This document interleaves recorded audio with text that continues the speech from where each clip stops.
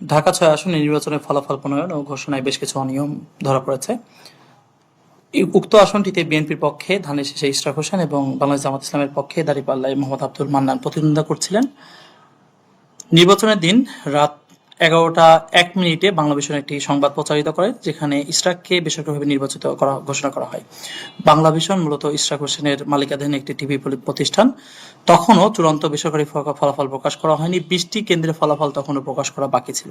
তার পূর্বেই ইশরাক হোসেন তার মালিকানাধীন বাংলাভিশনের মাধ্যমে নিজেকে বিজয়ী ঘোষণা করেন। আমরা যদি এই নির্বাচনের আরো কিছু অনিয়মগুলো দেখে আসি, আমরা বিভিন্ন কেন্দ্রভিত্তিক অনিয়ম, যে কেন্দ্রভিত্তিক সিট আমাদের হাতে এসেছে সেখানে বেশ কিছু অনিয়ম দেখা গেছে। যেমন ৩৬ নম্বর নারিন্দা সরকারি উচ্চ বিদ্যালয় নামের কেন্দ্রে আমরা যদি দেখি, এখানে ইশরাক হোসেনের ক্ষেত্রে ১৪১৫ সাথে আরো কিছু লেখা হয়েছে বা আব্দুল মান্নানের সাথে আরো কিছু যুক্ত করা হয়েছে, এটা নিশ্চিত নয়, এবং ডান দিকেও কিন্তু ওই সংখ্যাগুলোর কোনো প্রতিফলন ঘটেনি। এই কাটাকুটির কি কারণ এটি নিশ্চিত হওয়া যায়নি। এবং নিচে যদি নির্বাচনী প্রার্থীদের এজেন্টদের নামের ক্ষেত্রে আমরা যদি দেখি, শিবা, রামদাস, বিকাশ দাস, তিনজন এখানে এজেন্টের নাম রয়েছে, তাদের বিস্তারিত কোনো পরিচয় এখানে নেই এবং স্বাক্ষরের ব্যাপারে নিশ্চিত হওয়া যাচ্ছে না। এখানে দাঁড়িপাল্লার কোনো এজেন্ট তারা নয় বলে দাঁড়িপাল্লার প্রতিদ্বন্দ্বী প্রার্থী তিনি নিশ্চিত করেছেন। অর্থাৎ দাঁড়িপাল্লার কোনো এজেন্ট ছাড়াই এই রেজাল্টটি প্রকাশ করা হয়েছে, প্রচার করা হয়েছে, এবং যেখানে কাটাকাটি দেখতে পাচ্ছি আমরা কি দেখেছি, কিছু ক্ষেত্রে ফলাফলের যোগফলে টেম্পারিং করা হয়েছে। ৩ সিদ্দিক বাজার কমিউনিটি সেন্টারে যে কেন্দ্রটি রয়েছে, মোহাম্মদ আব্দুল মান্নানকে ৪৫০টি ভোট দেখানো হয়েছে, যদি এখানে একটা কাটাকাটির আমরা লক্ষ্য করতে পাচ্ছি। আমরা কিছু ক্ষেত্রে দেখেছি, যেমন ৬ নাজিরাবাজার উচ্চ বিদ্যালয়, এখানে পোলিং এজেন্টের স্বাক্ষর জাল হয়েছে বলে আমাদের কাছে মনে হয়েছে। আমরা যদি ৩ এবং ৪ নাম্বার স্বাক্ষর আমরা দেখি, তাহলে দেখতে পাবো যে একই রকম স্বাক্ষর। ৫ এবং ৬ নাম্বার যদি স্বাক্ষর আমরা দেখি, মনে হচ্ছে যে কাছাকাছি ধরনের একই ব্যক্তি এই স্বাক্ষরগুলো করেছেন, এবং এখানে দাঁড়িপাল্লার কোনো এজেন্টের স্বাক্ষর এখানে নেওয়া হয়নি।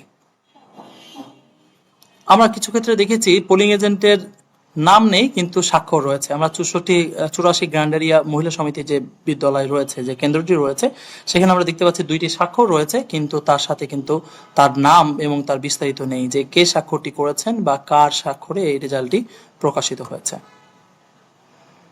একইভাবে শুধুমাত্র তাই না, কিছু ক্ষেত্রে আমরা দেখেছি কিছু কেন্দ্রে কোনো পোলিং এজেন্টেরই স্বাক্ষর ছাড়াই এটি প্রকাশ করা হয়েছে। যেমন ২৯ সেন্ট্রাল ওমেন কলেজ, এইখানে কোনো এজেন্টেরই স্বাক্ষর নেওয়া হয়নি। তা সত্ত্বেও মোহাম্মদ লতিফুল ইসলাম, তিনি প্রিজাইডিং অফিসার, তিনি স্বাক্ষরিত করে এই রেজাল্টটি প্রকাশ করেছেন। আমরা আরেকটি দেখতে পাচ্ছি ৪৬ মিতালি উচ্চ বিদ্যালয়, সেক্ষেত্রে আমরা একই ক্ষেত্রে দেখতে পাচ্ছি প্রিজাইডিং অফিসার তিনি স্বাক্ষরিত করেছেন, অথচ কোনো পোলিং এজেন্টের স্বাক্ষর নেওয়া হয়নি, এবং সেক্ষেত্রেও কোনো পক্ষ কিংবা তার পরিচয় কিংবা বিস্তারিত উল্লেখ করা হয়নি। কিছু ক্ষেত্রে আমরা লক্ষ্য করেছি দাঁড়িপাল্লার পোলিং এজেন্টের নাম এবং স্বাক্ষর নেই। আমরা যদি লক্ষ্য করি ৪২ সেন্ট জোসেফ ইন্টারন্যাশনাল স্কুল, সেখানে একটি মাত্র পোলিং এজেন্টের স্বাক্ষর আছে, দাঁড়িপাল্লার কোনো এজেন্টের স্বাক্ষর নেওয়া হয়নি। অথচ প্রার্থী নিশ্চিত করেছেন তিনি প্রত্যেকটা কেন্দ্রে তার এজেন্ট ছিলেন, অথচ তাদের এজেন্টকে স্বাক্ষর না নিয়ে এই রেজাল্টগুলো প্রকাশ এবং প্রচার করা হয়েছে। তড়িঘড়ি করে প্রকাশ করার জন্য কিছু ক্ষেত্রে আরো কিছু ভুল তৈরি হয়েছে। যেমন মোট বৈধ ভোটের যে সংখ্যাটি সেটা লেখা হয়নি, ০০ সংখ্যা লেখা হয়েছে। এখানে বোঝা যাচ্ছে যেটা একটা অমনোযোগিতা এবং তড়িঘড়ি করা হয়েছে। এখানে জাতীয় পরিচয়পত্র বা অন্যান্য বিষয়গুলো বিভিন্ন ক্ষেত্রে উল্লেখ করা হয়নি। এই ক্ষেত্রেও ৭৯ দয়াগঞ্জ সরকারি কলেজ, সেখানেও এই টোটাল সংখ্যাটি উল্লেখ করা হয়নি এবং এই ধরনের তড়িঘড়ি করা হয়েছে। আমরা আরো কিছু ক্ষেত্রে দেখতে পাচ্ছি ৪৮ Silver Dale Preparatory Girls School, সেখানে আমরা দেখতে পাচ্ছি যে একজন পোলিং এজেন্টের স্বাক্ষর নেওয়া হয়েছে। আরেকজনের ক্ষেত্রে ০০২৭ নামের জাতীয় পরিচয়পত্র এটি হওয়ার কথা নয়, এ ধরনের কিছু একটি দেওয়া হয়েছে। দাঁড়িপাল্লার কোনো পোলিং এজেন্টের নাম বা স্বাক্ষর ছাড়াই রেজাল্টটি প্রকাশ এবং প্রচার করা হয়েছে। আমরা আগেরগুলোতে দেখেছি প্রত্যেকটা ক্ষেত্রে ভোট কেন্দ্রের নাম বা অন্যান্য বিষয়গুলো মূলত প্রিন্টেড, এবং এটি মূলত রিটার্নিং অফিসার থেকে জানানো হয়েছে, টাইপ করা সিট সর্বত্র সরবরাহ করা হয়েছে। কিন্তু আমরা ৯৭ গ্র্যান্ডের দেখেছি এটা টাইপ করা নয়, বরঞ্চ হাতে লেখা একটি সিটের মাধ্যমে রেজাল্ট প্রকাশ করা হয়েছে, যেটি একটি অন্যগুলোর সাথে অসামঞ্জস্য বলে আমাদের কাছে লক্ষণীয় হয়েছে। কিছু ক্ষেত্রে পেন্সিলের মাধ্যমে লেখা হয়েছে এবং কোনো স্বাক্ষরও নেই। আপনারা যদি দেখেন ৫৫ কবি নজরুল সরকারি কলেজের এখানে কোনো পোলিং এজেন্টের স্বাক্ষর নেই, সেক্ষেত্রে কিছু নাম আছে। অসুবিধা হচ্ছে যে এইখানে আপনারা যদি লক্ষ্য করে দেখেন ভালো বোঝা যাচ্ছে কিনা, এটা পেন্সিলের মাধ্যমে লেখা হয়েছে, যেটা যে কোনো সময় মোচনীয়। আমরা যদি সেই ভিডিওটা দেখি এখানে বোঝা যাবে যেটা মোটামুটি পেন্সিলের মাধ্যমে লেখা হয়েছে, এবং পেন্সিলের মাধ্যমে লেখা হওয়ার কারণে এই যে বিষয়টি যে কোনো সময় মুছে আবার পরিবর্তন করা সম্ভব। কিছু ক্ষেত্রে আমরা দেখেছি যে এখানে কার্বন কপি ব্যবহার করা হয়েছে, এবং কার্বন কপিতে স্বাক্ষর আবার মূল স্বাক্ষর ব্যবহার করা হয়েছে। তো সেই বিষয়টি আমরা নিশ্চিত নয় যে কেন এটি ব্যবহার করা হয়েছে। 81 মনিজার রহমান গার্লস স্কুলে এটি ব্যবহার করা হয়েছে। কোনো কোনো ক্ষেত্রে দেখা গেছে যেখানে পোলিং এজেন্টের জাতীয় পরিচয়পত্র বা প্রতিদ্বন্দ্বী প্রার্থী কারা সেই বিষয়টি উল্লেখ না করেই মূলত এই রেজাল্টগুলো প্রকাশ করা হয়েছে। এমনও দেখা গেছে যে প্রিজাইডিং অফিসার যিনি ওই কেন্দ্রের প্রধান, যেমন জামিয়া আরাবিয়া মাদ্রাসা যেটা, তা ওনার স্বাক্ষর ছাড়া এটা প্রকাশ করা হয়েছে, যেখানে অবশ্য জাতীয় পরিচয়পত্র এবং প্রতিবন্ধী প্রার্থীদের এজেন্টেরও বিস্তারিত নেই, তবে প্রিজাইডিং অফিসারের স্বাক্ষর ছাড়াই কিন্তু এই রেজাল্টটি প্রকাশ করা হয়েছে। সামগ্রিকভাবে আমরা দেখতে পাচ্ছি যে কিছু কিছু কেন্দ্রে রেজাল্ট কাটাকাটি করা হয়েছে, যোগফলে কাটাকাটি করা হয়েছে। কিছু ক্ষেত্রে আমরা দেখেছি কোনো পোলিং এজেন্টেরই স্বাক্ষর নেই, কিছু ক্ষেত্রে দেখেছি যে আমরা প্রিজাইডিং অফিসারের স্বাক্ষর নেই, কিছু ক্ষেত্রে দেখেছি যে একজনের স্বাক্ষর আছে, কিছু ক্ষেত্রে দেখেছি জাল স্বাক্ষর তৈরি করা হয়েছে, কিছু ক্ষেত্রে আমরা দেখেছি যে পোলিং এজেন্টের বিস্তারিত নেই, কিছু ক্ষেত্রে দেখেছি দাঁড়িপাল্লার এজেন্টের স্বাক্ষর নেই। সামগ্রিকভাবে এই কেন্দ্রভিত্তিক যে ফলাফল যে শীটগুলো, সেখানে আমরা দেখেছি যে ব্যাপকভাবে এগুলো জালিয়াতির বা কোনো ধরনের অনিয়ম করার চেষ্টা করা হয়েছে। এই অনিয়মগুলোর ক্ষেত্রে নির্বাচনের দিনই ফলাফল স্থগিতের জন্য আবেদন করেছেন আব্দুল মান্নান, কিন্তু সেটি কোনো প্রতিকার উনি পাননি।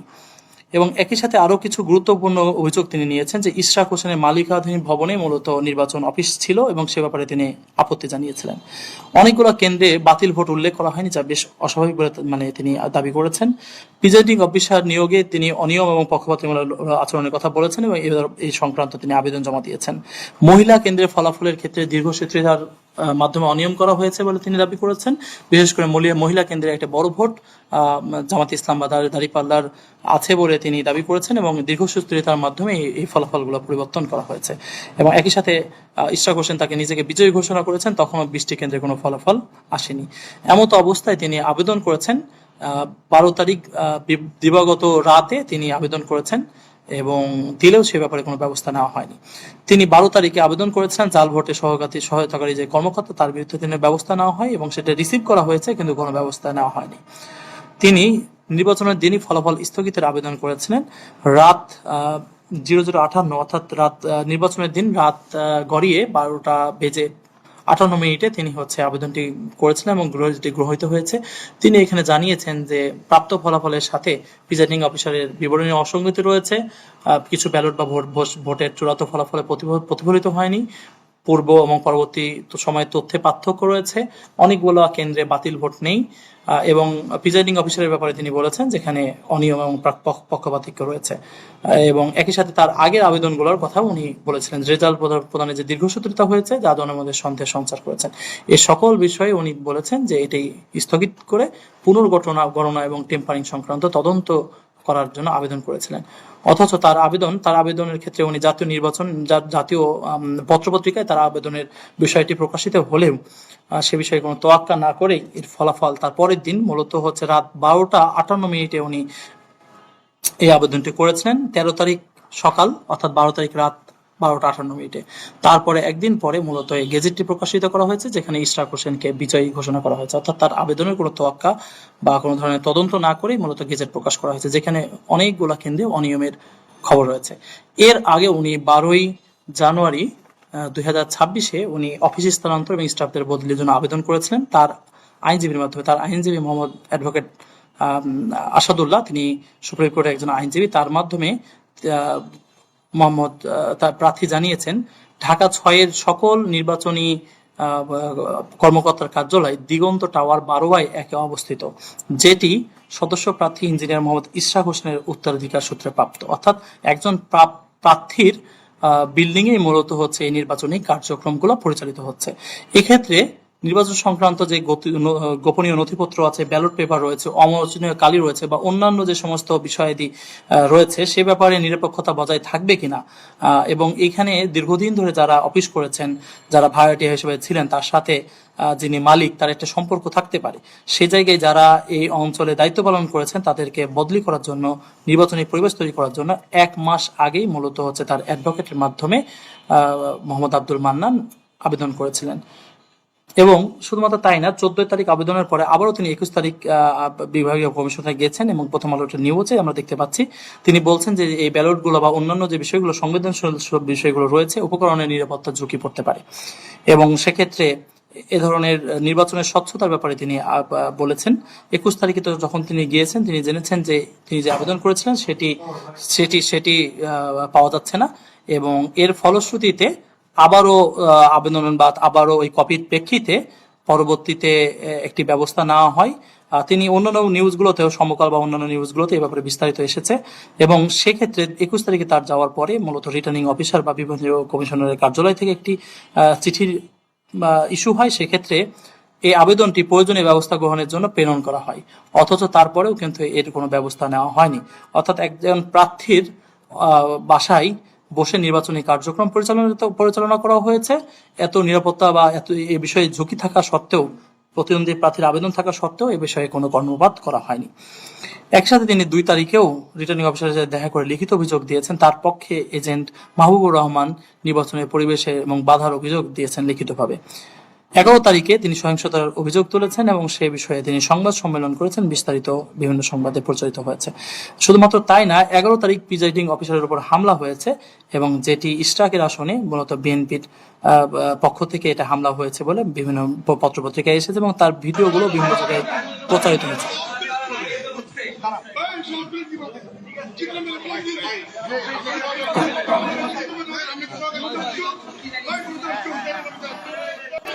সরকারি ভোট কেন্দ্রে ঢুকে প্রিজাইডিং অফিসারের উপর হামলা হয়েছে সে সংক্রান্ত নিউজও বিভিন্ন পত্রপত্রিকায় উপস্থিত এসেছে, অথচ তারপরেও কোনো ব্যবস্থা নেওয়া হয়নি।